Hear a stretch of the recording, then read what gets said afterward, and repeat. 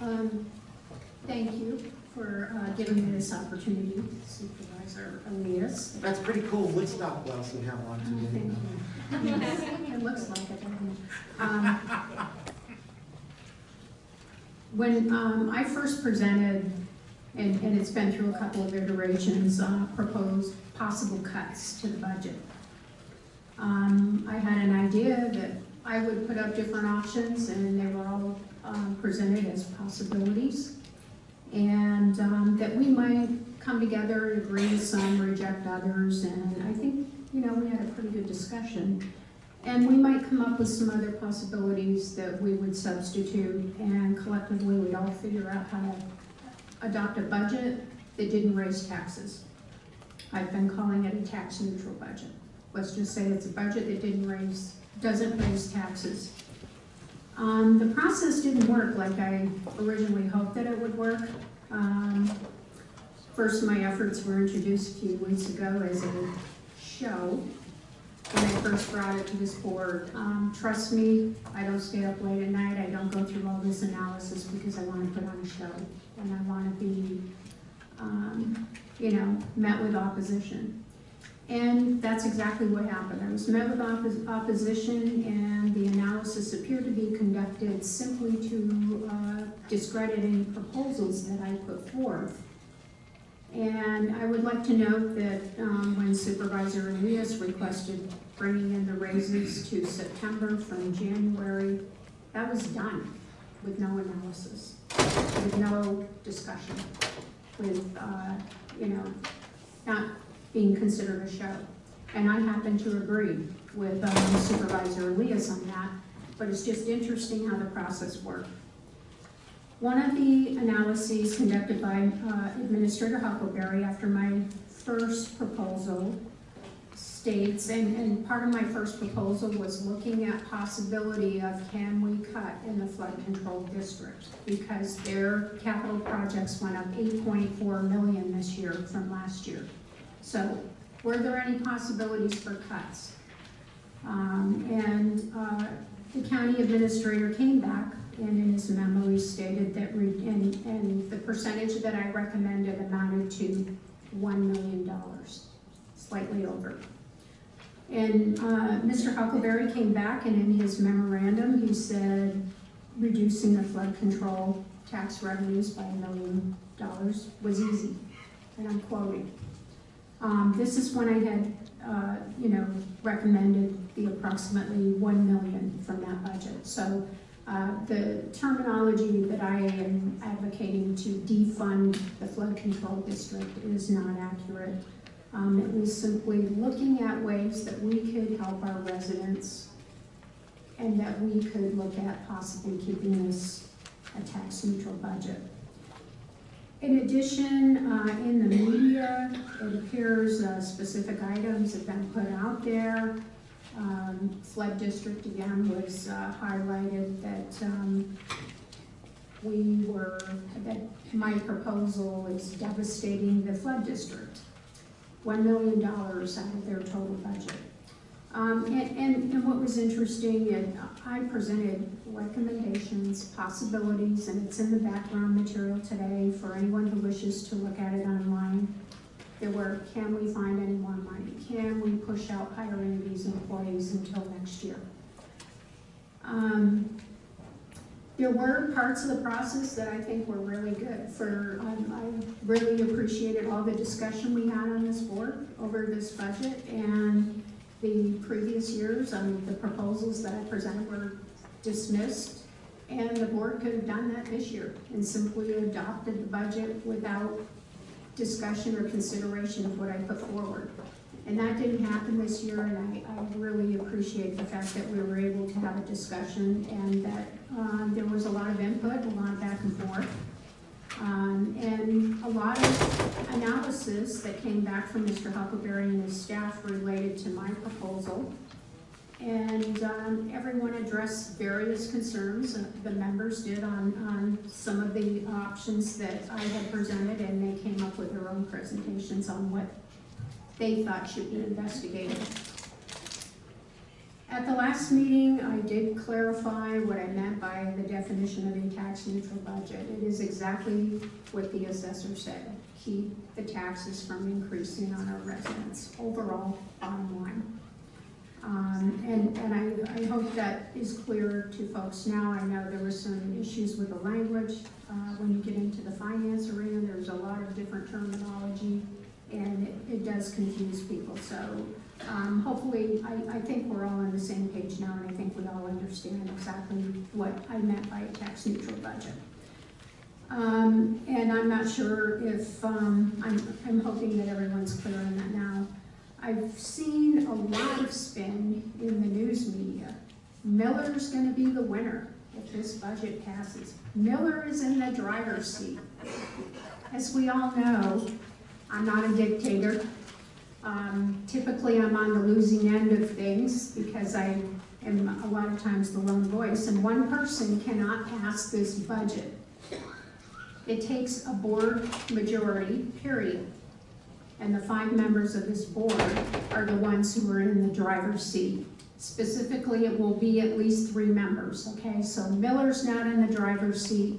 Miller is not in control. This board is in control. I wanted to clarify that because it to me was not helpful for the discussion, not helpful for what we're trying to accomplish here.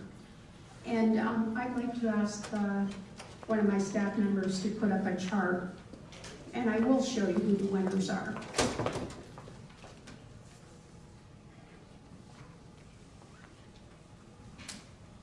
That takes a minute to come up, so before I start, I'd like that to appear. Hopefully everyone can see that. I did this last night and it was late. The winners are identified right here. These are who the winners would be if we don't raise taxes on our residents this year. The businesses in Pima County, less taxes means they can keep prices lower. They can sell more goods because people will be able to buy more, and they don't have to pass on the increased cost to consumers. Working class families, they're potential future homeowners. Some of them are homeowners already. Less taxes mean they'll be able to afford a mortgage payment or purchase a larger home in the future. Senior citizens on fixed income, and this is a real problem in our community. They're on fixed incomes. Many are widowed. Many are trying to deal with the fact that their spouse has passed on, and now they're trying to live off that spouse's Social Security, and it's been cut in half because the spouse was drawing the full amount while they were still alive. This is a real problem I'm hearing from a lot of seniors in this community. Less taxes for them means that they don't have to find another thing to sacrifice. And many have to go without food or medical care because one more penny of taxes hurts them. And I heard someone say earlier, it only costs me $7 a week. Well, there are many of us in here, in this room, and many of us in this community, and especially in my district, it's the most affluent district, District 1, that they need to start thinking about the people who are not affluent, which is a very large percentage of our population. You know, $7 a week or a month, whatever the amount was, that means a lot to a lot of people in this community, especially when we have 24% poverty rate in the city of Tucson. That's according to the US Census Bureau. And we haven't recovered like the rest of the state of Arizona or the rest of the country. So I really take that very seriously, and those are the people that keep me awake at night. It isn't about me and I can afford it. Think about other people around you and look around this community and look at the poverty and try to empathize with those people, try to understand what they are going through. And then I have the children up there because of the fact that we have so much poverty in this community. And we have to try to keep this budget neutral. I hope that we can. Pima County is an economic entity. The property taxes affect businesses wanting to come into this community. The businesses pay more money And if we continue increasing our property tax rates or not decreasing them and continue to increase property taxes in general, has a snowball effect. We all know it. We all understand how economic development works. If the people have less money in their pocket, they're not going to the restaurant, they're not going to a small business, they're not able to buy as much, which hurts the small business, and it snowballs, and it hurts the economy. So I think it would help if we think of things in these terms. And I want to go back and address everyone's concerns from the prior two board meetings. One of the proposals I put on the table was to potentially cut monies from the library district. Their rate is going up 2 cents this year, which along with the increased valuations is causing a bigger impact. And I had suggested that maybe we could look at not hiring the 12 employees that are supposed to be hired right away, or pushing that out to next year, or even looking at some capital projects that were in the library district that are scheduled for this year. Supervisor Bronson objected to this, and she expressed her concern about that, and that was why that was initially in my proposal, and I decided, you know, since it was a very strong concern, and I've heard from a lot of residents about the libraries over the years, that, okay, let's take that one off the table, as long as we find a way to cut it in another area. Supervisor Valadez, in the June 4th meeting, you asked for a cost-benefit analysis of a tax-neutral budget and whether it was worth pursuing. And in the following meeting, you again asked for the same analysis, including the effects of a tax-neutral budget. I haven't seen that analysis in any of the memos, but I'd like to answer that. The answer is, if we can figure out a way to achieve this, a tax-neutral budget, not to raise the taxes, while addressing everyone's concerns that express them in these meetings, then I believe it is worth pursuing. And the benefits go to those folks. Those are the winners, not any of us up here, not me in particular. The winners would be all of these folks that I'm talking about. And Supervisor Valadez, you expressed in the previous two meetings the need to maintain the COPS as a safety net for the expenditure limitation in the event there were timing issues that could potentially affect our infrastructure. And, you know, I don't really like operating using dead instruments, but your point that we would have to cut the pay-go program convinced me that that was not a good idea to pursue. So that one's off the table. And then you discussed, your next concern was how will the proposals of making the tax-neutral budget affect the pay-go program, which is capital projects out in the future. And you, as well as Supervisor Elias, also asked for a plan that identified all the projects, the dollars associated with each project, the time frame to start, finish, etc. And Supervisor Elias discussed his support of that request from you and of the detailed plan, and he specifically stated we need to ensure we're protected against the tyranny of the majority by putting this list out there, putting it in the public square, having the discussion, and making That's sure. not quite accurate in terms of what I said. But I would just comment that, you know, what I was talking about is procedures related to pay to go well into the future, not just this budget, not just this particular issue. But it was more broadly stated because traditionally, when you move into pay-to-go kind of operations, it's the low-income districts that take it on the chin. And so I just want to make sure that we don't. But thank you for mentioning that. Thank you for clarifying. Sure. And again, this was another analysis that Supervisor Valadez and Elias asked for, but I haven't seen it. I don't know if you've seen it, but I haven't seen anything on this, and I think it is a very important analysis that we should evaluate. I think that was a really good recommendation, and I would like to see it so we could all have a discussion about that list of projects, or and whether they add value or if they're projects that could potentially be moved out. I realize that at this point, the only option left is for that decrease, and we need to find out of the roughly $1.3+ billion budget, about $10.7 million to cut to make sure we have a tax neutral budget. And I realize at this point, based on all of the discussion that we have had, that the primary operating budget is the place to find this. And lastly, Supervisor Valadez, you voiced a concern about not wanting to use money from the general fund reserve balance to make a tax neutral budget. And based on Mr. Huckleberry's analysis, there is a potential for about $2 million available. But I respect your concern, and I've also eliminated that as an option for the cuts. Supervisor Christie, you addressed some of the same concerns as Supervisor Valadez, the cops, the pay-as-you-go, all of which I agreed not to pursue to adopt a tax-neutral budget. You also expressed a strong concern about the $26 million for pavement preservation and the $5 million transfer from the general fund. I fully agree. We don't want to reduce pavement preservation funding for any reason.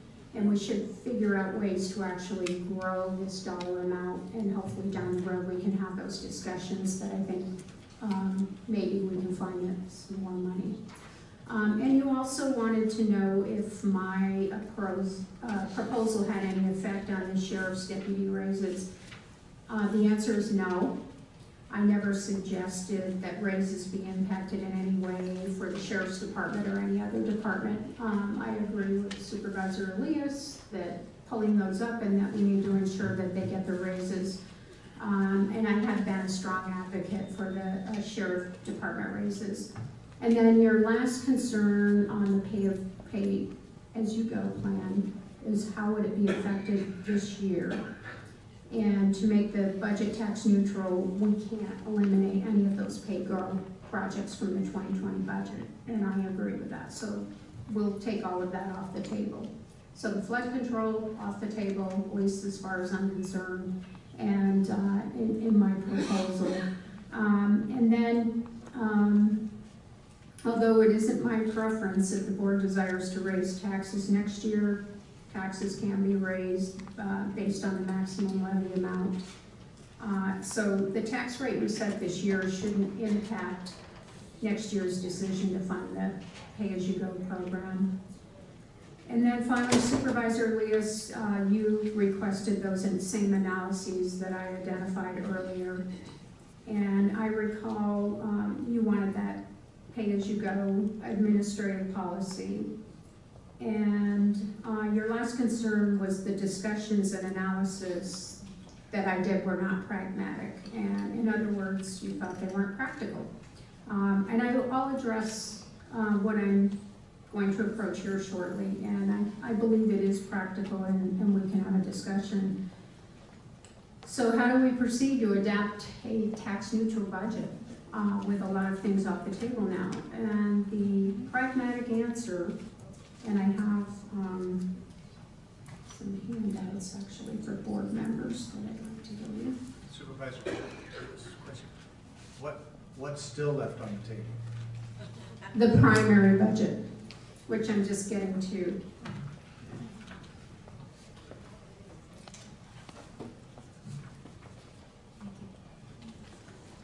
Just by point of information, if I might, I was looking at the primary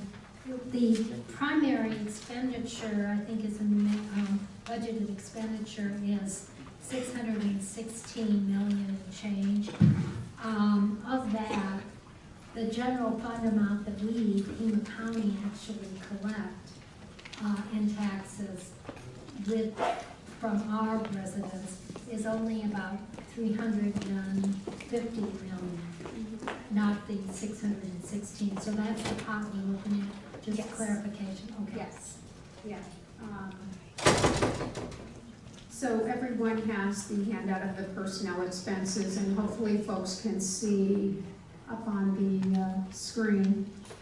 The first one up on the left is fiscal year 2017, and I have run these reports on the object codes that are related to personnel, salaries, wages, and benefits.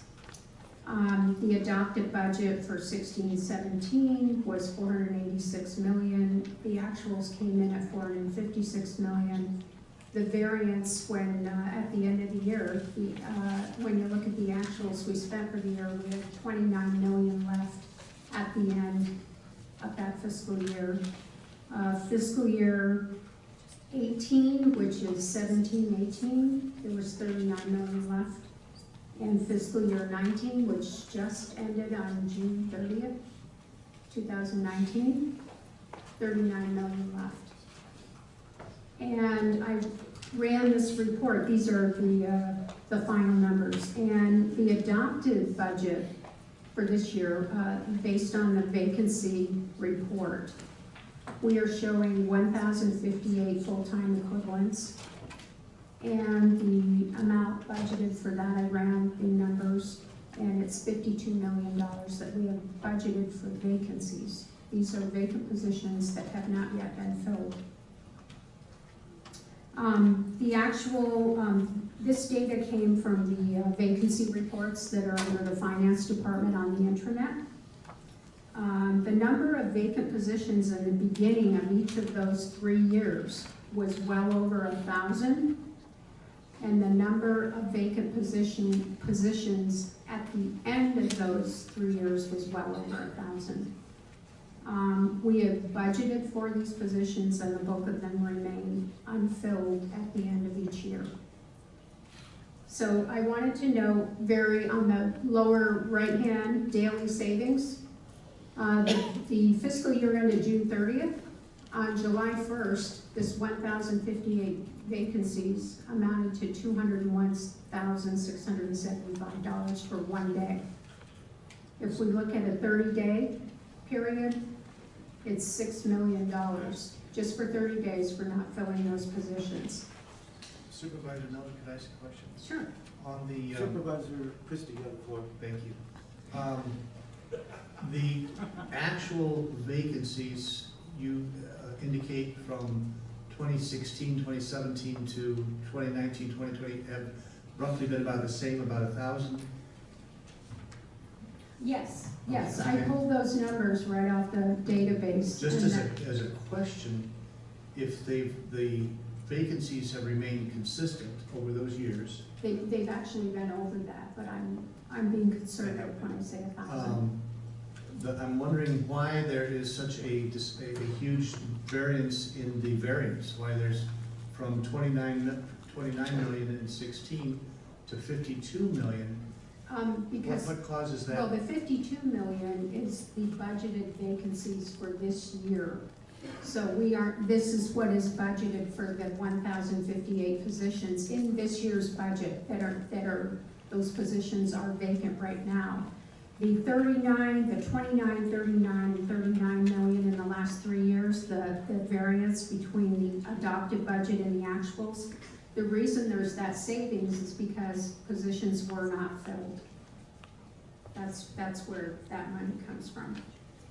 And, okay, so yesterday on July 1st, we saved 201,000. The last couple of days, after the end of today, we'll have saved over 400,000 because those positions aren't yet filled.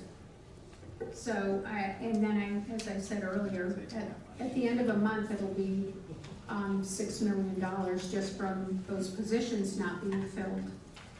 So how do we take advantage of this while addressing everyone's concerns? I think we could insert a negative amount under the primary operating tax expenditure line. Why? Because these savings are going to happen naturally. Supervisor Elias, you addressed this specifically in the last board meeting when you said our fund balances increase naturally as a result of carrying these funded but vacant positions. So when we don't fill them, we're not spending money. So that's why you're seeing that big variance at the end of each of the years. So I looked at this, and I'd like to point out that we really can't ignore this data. This is real data. This is right off the finance website. And I looked at it and I go, okay, so what's the worst thing that could happen if we put a negative entry in there for the 10.7 million. Taxpayer gets a break this year. And let's say we aren't able to sustain that negative entry. Let's say tomorrow or in the next few months, we go out and hire an additional 1,058 employees. I don't think we're gonna be doing that. That is proof that we're not gonna be doing that. The last 3 years' data, which is all we have on the database on the website. So the worst that can happen is that we give them a break this year, but we have to raise taxes next year to hire those employees. There's no real loss to the taxpayer. The likely scenario, the most likely in my opinion, is the taxpayer will get a break this year. Next year we'll still have an equivalent number of vacant positions as we have in the last 3 years. And we have the option to decide at that time whether to give the taxpayers a reduction next year or not.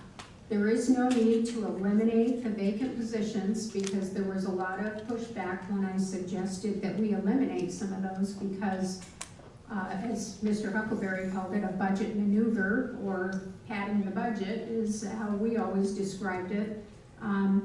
We simply evaluate next year. Can we do this again? And to me, that still sounds good. The best case scenario, the taxpayers get the break this year, and then maybe we could implement a program to incentivize employees to look for efficiencies. Try to find cuts for up to 2% of the budget. And that reduction, this is less than 1% of our overall budget, okay? And that reduction would cover the removal of the 10.7 million. And we could possibly give the employees a raise next year if they found that 2% inefficiencies. The taxpayer gets a break next year, gets a break this year, while the employees are rewarded with equivalent raises 2 years in a row. That's a best case scenario. Nobody loses and everybody wins. Those people in the circle, if we could put that back up, those are the people that would win. Does this create a budget hole? Because we keep hearing that term, it creates a budget hole. No, it does not.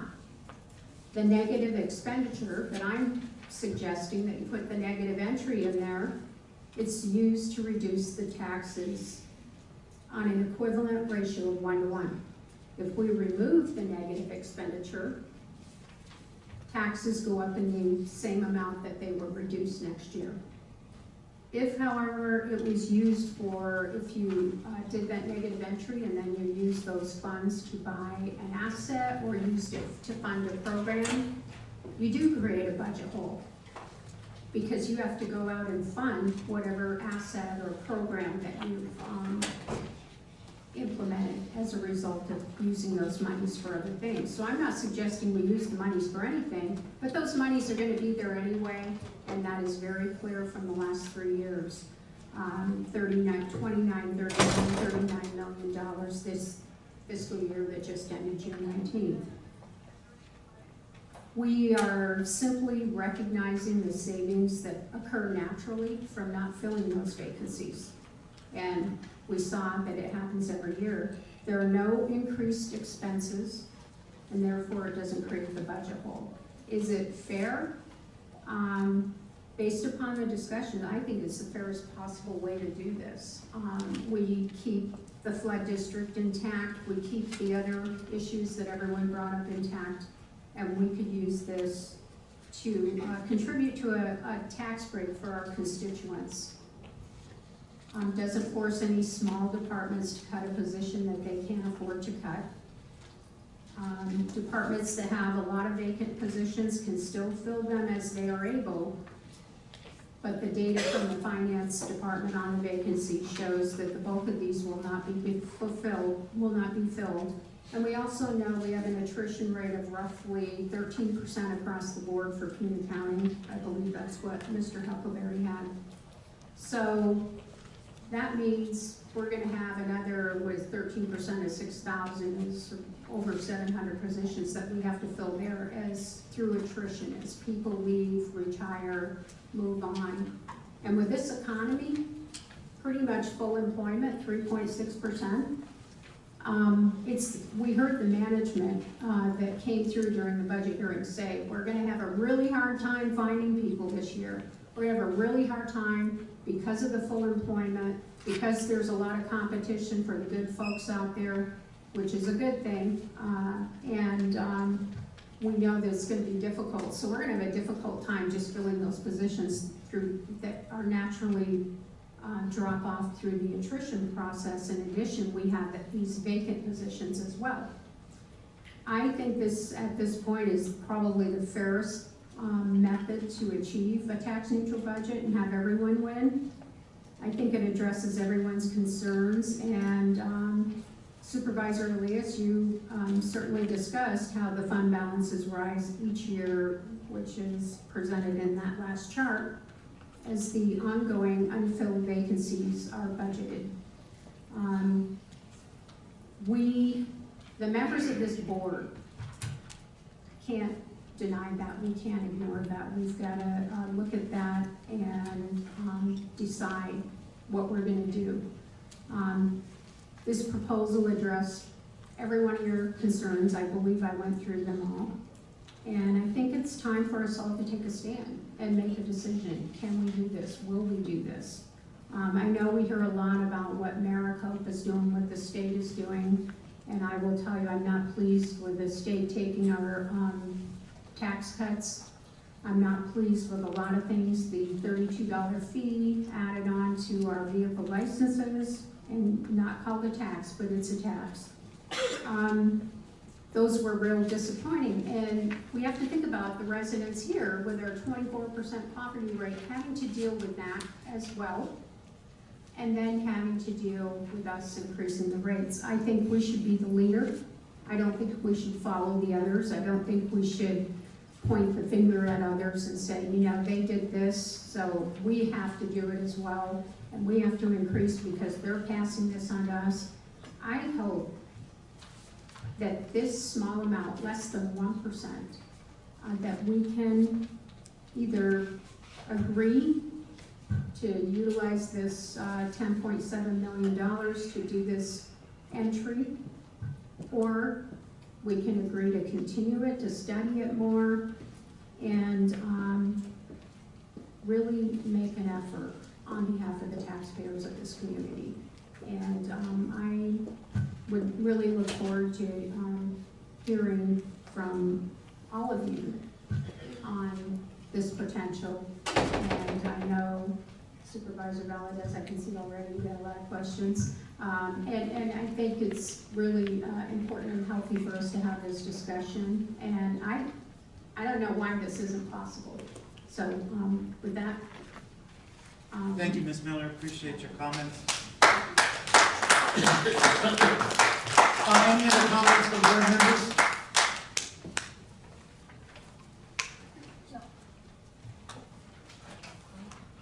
Supervisor Bronson, I was please. just going to ask our finance staff, and I don't think they have a copy of the submittal that you just gave us. But in terms of the variances with the full-time equivalents, do you have any comments, or Mr. Huckleberry? Yes, Mr. Chairman and members of the board, let me try and address some of these issues. I think they've been raised in previous memorandums that sent to the board. And I think if you look at that memorandum of June the 18th, most recently, I included a table that really talked about imposing attrition. And we picked a number of 2.5% attrition, and that 2.5% would generate about $9 million. So that's that's in the ballpark of the numbers that the people are talking about. I think that the difficulty here is what I've said in previous memorandums that we sent to the board on June the 11th and again on June 14th, addressing the issues that this board has raised. And let me give you the best example is that the sheriff will end this year's budget about $4.5 million in the good. And I've indicated previously to the board, one of the reasons is that he has a number of unfilled positions. In fact, he has the most, about 150. And so that's always used to, for other reasons. He has used that money, that savings, in his basic salary plans that basically gave raises to the correction officers and to the sheriff's deputies. And so what he's done is he's eaten that $4.5 million up down to maybe, if we're projecting his next year's budget, to be about $500,000 over. So that's where that money has gone to. Then if you go to the table that I gave you, the 2.5% attrition, the sheriff is obviously the largest contributor because he has the largest payroll, and it's about $3.4 million. So what that means is the sheriff has gone from in 1 year $4.5 million surplus to a $500,000 less, $2.9 million deficit. And that's what this does, because of the number of unfilled positions are quite irregular in county departments and agencies of the county. And so we've, in fact, I highlighted that on the last page of my June 11th memo, the number of positions. So I think, you can do this. The question is whether or not there will be, as there always is, a number of exceptions. We don't need to impose this on the sheriff. So if we don't impose a 2.5% across the board attrition on the sheriff, he comes back to this board next year wanting $2.9 million to make his budget actually balanced in the next fiscal year. So that's the danger of what we're talking about. Mr. Chairman. Very true. Supervisor Miller, please. The sheriff's, if I recall correctly, he's got about a little over 10 million of vacancies budgeted. If I recall, I went through those numbers at some point. So there's still, that's significant. We've got $39 million out there. And if we're looking at this, it's 10.7 million that we need to come up with. And we know those are at year-end numbers. That's at the end of the fiscal year that we have those funds, these underruns due to not filling these vacant positions. And if the sheriff doesn't fill his, and in any budget practice I've ever been in, if you're utilizing headcount numbers to subsidize your budget, I think it's not a very good practice, because then you get hit with something like this because somebody comes along looking at possibly making cuts. So, and I know you went through the exercise several years ago of taking out a whole lot more vacancies. But I'm just looking at this, and these are the actual numbers.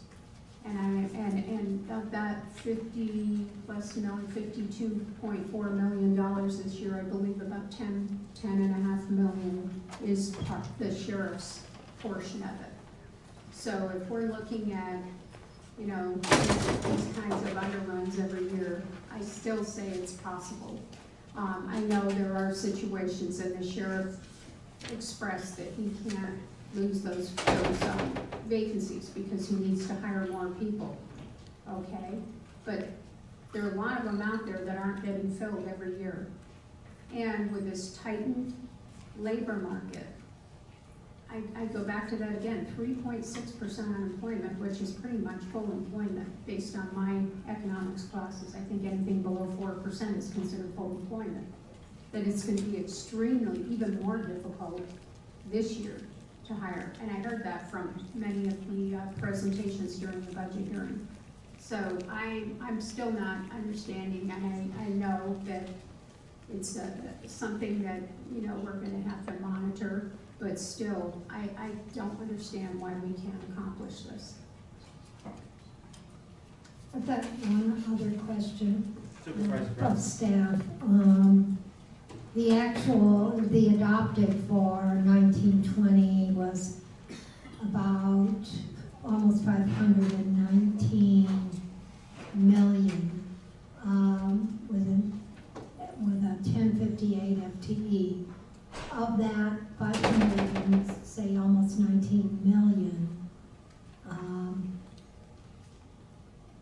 how much of that is actual general? Because this is personnel, not all our personnel are paid out of the general fund. Some are paid through grants.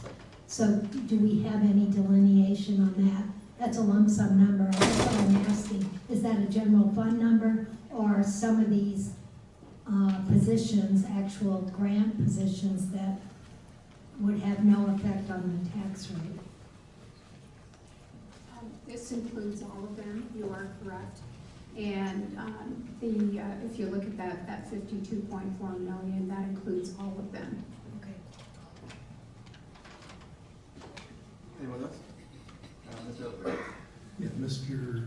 Chairman of the board, best way to probably estimate that is if you look at our payroll in the general fund, it's about 360 million. So you really, and that's, if that's the total for say 520, so you just do the ratio, so it's about maybe 60% general fund. And that falls right into line with what we're seeing of the underruns. But so the tax rate, or not tax rate, the total tax amount that we're talking about, that 10 million, if it's grant funded, then some of that, if those positions are grant funded, then that has no effect on that can't be included in the 10 million, okay. Yeah. Gotcha. Supervisor Ronson, are you done? Yeah. So let's proceed. Supervisor Miller, given all of these things, what would you foresee at this point what the next step could or should be?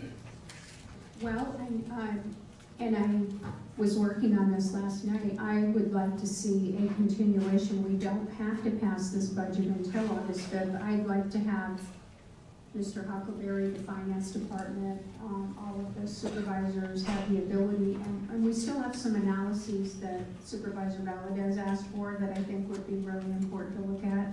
Supervisor Elias asked for some along with this, and do an analysis and see if it's possible to do it. Can we have submitted to all of us what you just basically used for your presentation? I thought I gave you a handout. With this, you did, but I Yeah. think Oh, my notes are, it's pretty hard to understand them, but, because they're thrown together But and, I think a general outline, an overview. okay, I think this is, pretty much summarizes it, but Well, your I, statements about the pay-go and all of the concerns that Okay. I think are very important that they be memorialized in this. And if you would want to put what you just suggested about a continuation in the form of a motion, I would second it. I don't think we're done with the discussion, are we? No. Okay. Anyone else? If there aren't any questions, Supervisor Miller. I noticed that under the fourth box there, under adopted 2019-20, you've got the adopted amount, the actual FTEs, but you estimated the savings at about 52.5 million. Where did you come up with the 52.5 million? And there's a reason why I'm asking this. that came out of the data analytics database matched off with the PCN numbers. And I matched them off for the vacant PCNs and just added them up. Because typically what I just did some calculator analysis, I think you saw me on the calculator here, is when I did the math based on just the end of year balance, just the historical, I tried to go with the highest number possible, and I ended up with 40.5 million, not 52 million. I understand when you got it, but I'm not sure there's a connection there in this. Let me ask the county administrator another question, however. Mr. Chairman, Mr. Huckleberry, my question is this. First of all, is the number of 1,058 FTEs actual vacancies correct, to the best of your knowledge? Mr. Chairman and Supervisor Valadez, I think we reported on that previously in another memorandum. And what we said is that if you look at the attrition rate, we've probably got 800 vacancies going all the time, being re-advertised, selected, hired, that whole circular process. So, you know, you have a vacancy, and then you have probably 800 of them in process somewhere. So, if I may. Please, the Supervisor Valdez. The follow-up question that I have to that is a simple one. Are the vacancies at the beginning of the fiscal year the same vacancies we have at the end of the fiscal year, or do we have attrition in the different positions over here than they were at the beginning of the fiscal year? Mr. Chairman and Supervisor Valdez, they're almost all different, with the exception of those departments who were hoarding PCNs basically to pad their budget. And Mr. Chairman, Mr. Huckleberry, what, can you give us a list of those departments again that are hoarding PCNs? They're the last page, I think page 11 of my earlier agreement, and they're basically the sheriff, the juvenile court, and other elections, including the assessor. 32, I believe. Yes, I got, the sheriff is 150, juvenile court 101, the county attorney 79, superior court 70, health 62, assessor 34. So closer to Okay, because part of, I think part of what needs to be understood here in this part of the discussion is that we can't, I mean, Supervisor Miller and Mr. Huckleberry were really kind of talking about the savings that we could realize on the right hand, while understanding that next year we would put them into a deficit situation. But in truth, it's still a point that I think deserves a lot of discussion, simply because we, as a budgetary body, which is the responsibility that no other elected in Pima County has, can't really have a true budget because these PCNs are being hoarded, so that we don't know what the actual fiscal needs of those departments are. Because I think, Mr. Huckleberry, am I correct in the fact that this board has directed you and you've gone out and really kind of removed those excess PCN hoardings throughout the rest of the county other than these exceptions? Mr. Chairman and Supervisor Valdez, essentially yes. And in the case of the sheriff, what he's doing is he's spending his hoarded PCNs to give raises this year. Okay. So there's the problem, that if you apply attrition rate, you know that next year he's going to be in a deficit position. But, and I guess that's the trade-off, is he'll put the deficit situation, but we'll actually know what the fiscal numbers are going to be, as opposed to allowing these different departments, which are listed here, which are the sheriff, juvenile court, county attorney, superior court, health, and assessors. The leeway to kind of really kind of fudge at that, we would actually know what their budget was on that 1 year, is that correct? Again, Mr. Chairman and Supervisor Valdez, if you want to apply the attrition to those agencies, then I think you're going to find out real quick where the real budget needs are. And I think that basically we've pretty much done that throughout the county. Some of these are, in fact, in the juvenile area, I know some of them are dealing with detention, and they're spending that money in their alternatives to detention. So again, those aren't real, those are personnel savings that are being spent contractual with, let's say, other providers in providing detention alternatives. So they're really not real. So there's the danger you have here. You've got different pieces, different things going back and forth. Again, my recommendation is what you've done, adopted a tentative. If you want to address this problem, I think the way to do it is comprehensively during this next fiscal year, so that when we get to the following fiscal year, we can really decide, how much personnel savings we can actually embed in the budget as far as attrition, and make sure everybody abides by it. That's the problem we've always had, is, budget attrition uniformly 10, 15, 20 years ago. Then it got to be attrition by department. Then it got to be varying by department. Some would do it, some wouldn't. So it was a budget mess. Okay. Supervisor Valdez? Can I just add that part of what Mr. Huckleberry was saying is hard to quantify. Speaking about juvenile court, when we create those alternatives to incarceration, and we look at what's happened over the last 15 years and the decline in the number of kids that we have in detention, I don't know how we can quantify the savings that we've made in that.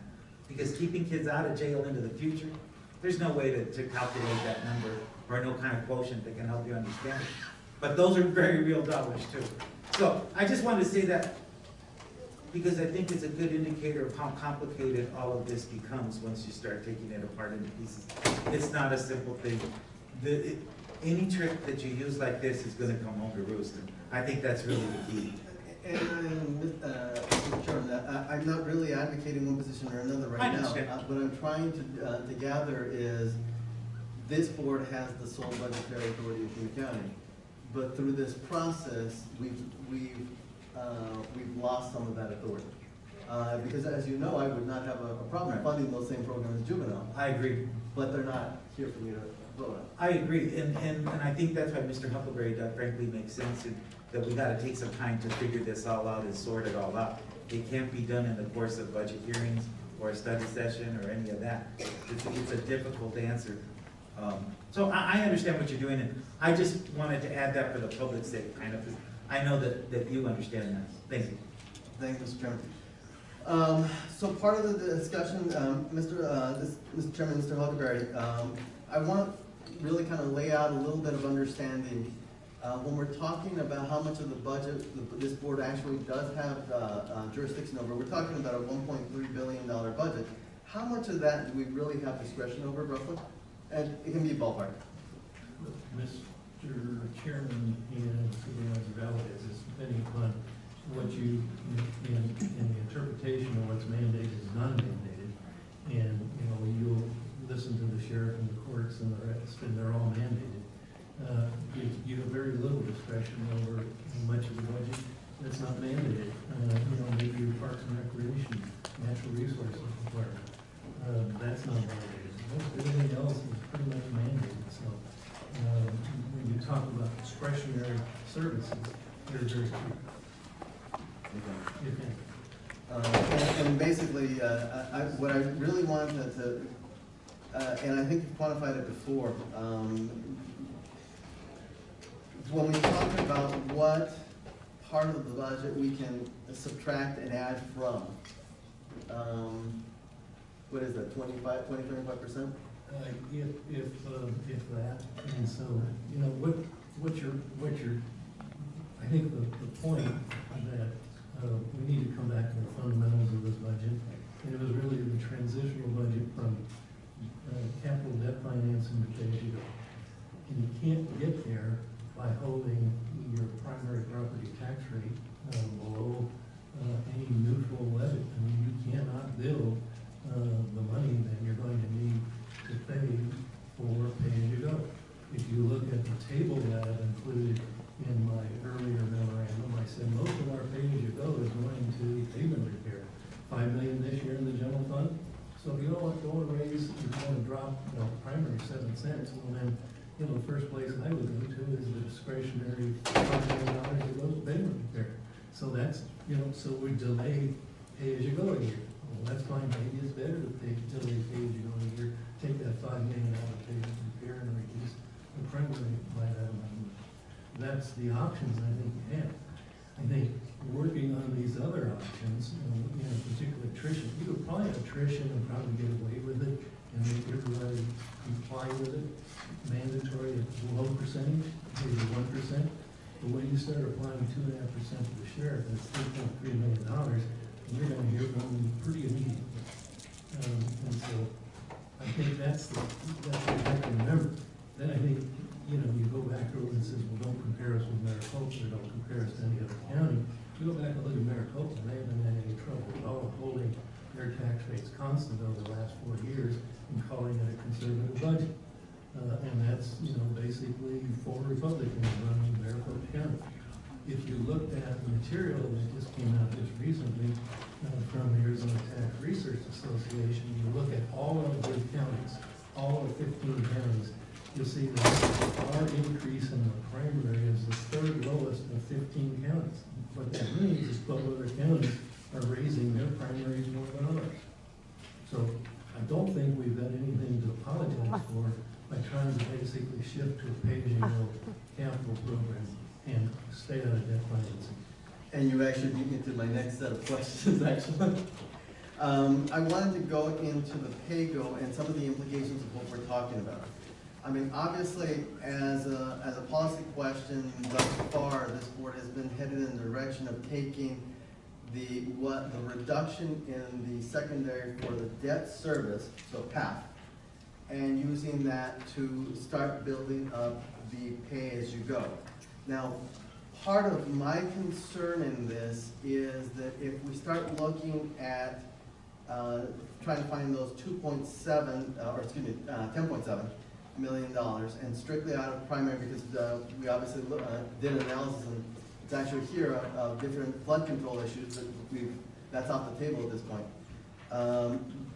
The effect, from what I can tell, is likely going to be that at some point in time, we're gonna have to either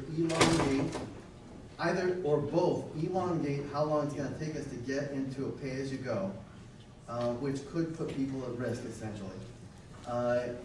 Or we're going to have what I'm gonna refer to as a spike year, where we are going to have at least one spike year, where typically the board over my tenure here has really tried to, even when we increase property taxes, we try to be small and predictable as opposed to spikes, because that's not something anyone likes. Not our businesses, not our residents, not our homeowners.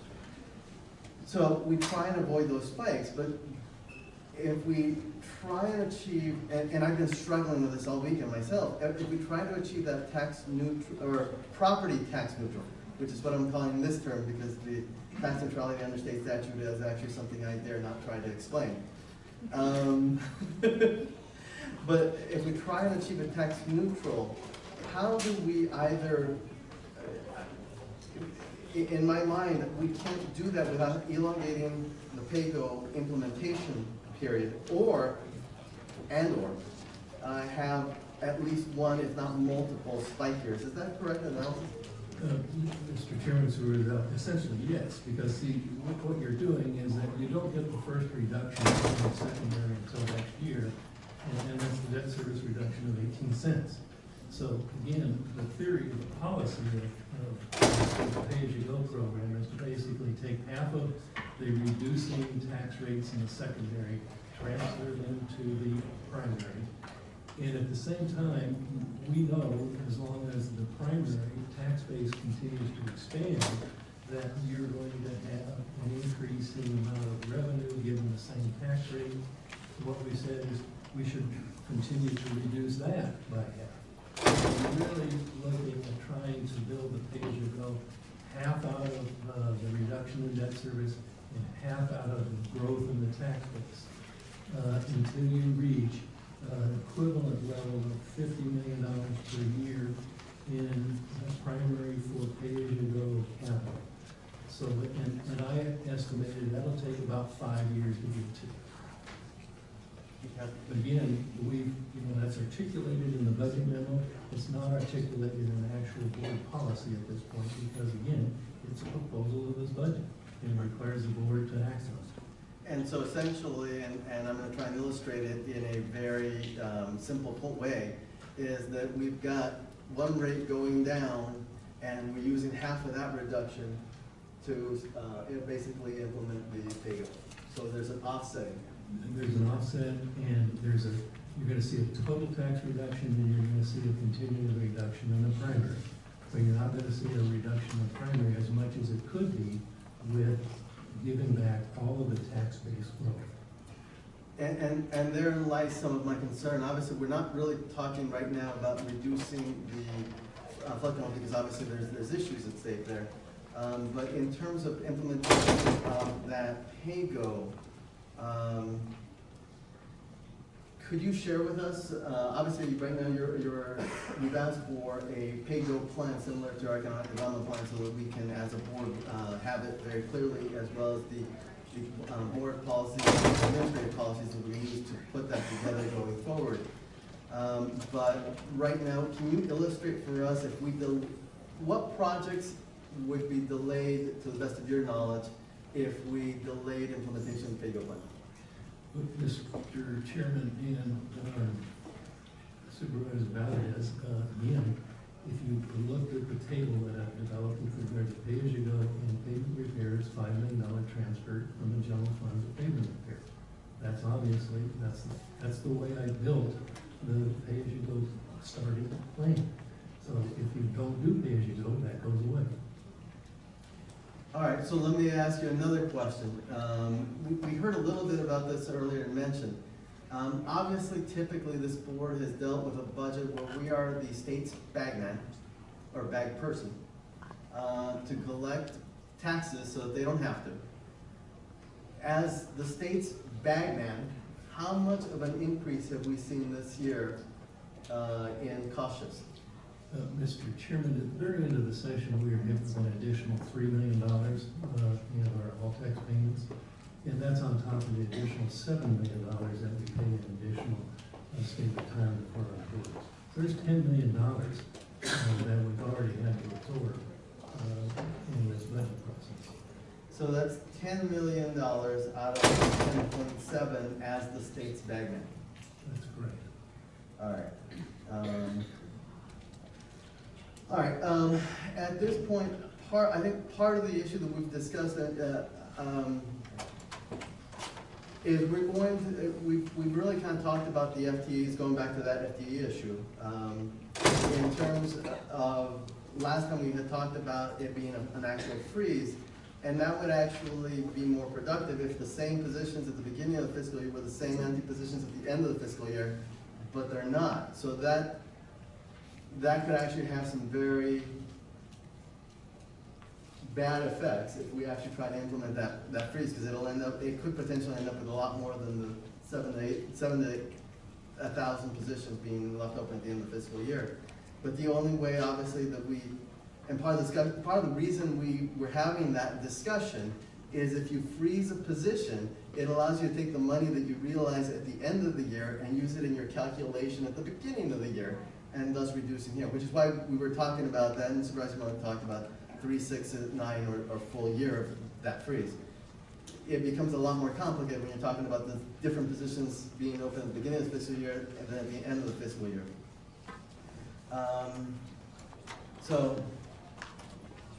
All right. Mr. Chairman, I'll yield at this point in case there are more questions and discussion. Mr. Chairman? Thank you very much. You know what? We're gonna take a break, so we'll be back in a few I wanted minutes. to address some of the comments. You can afterwards. Thank you very much. We're gonna take a break. We'll be back at the sound of the gavel.